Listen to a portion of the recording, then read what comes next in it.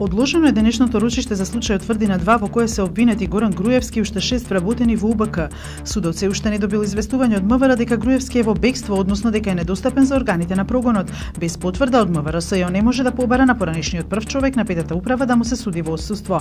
Наредното ручиште е закажано за 2 октомври, кога се очекува 4 сведоци да имаат исказ. Откако вчера Кривичниот совет на Основниот суд во Скопје го прифати барањето на СЈО и му определи 30-дневен притвор на градоначалникот на општина Пустец во Албанија Едмон Темелко, од судот информираа дека по него е распишана централна и меѓународна потерница. Обвинителката Аленче Ристоска денеска појасни дека побарале притвор за Темелко бидејќи имале сознанија дека ја преминувал границата и ја напуштал државата.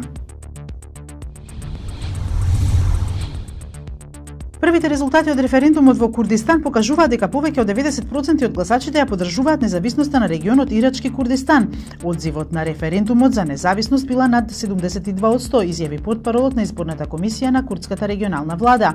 Официјалните резултати се очекуваат да бидат познати за 72 часа. На улиците на Ербил и поголемите градови во северен Ирак синоќа се славеше.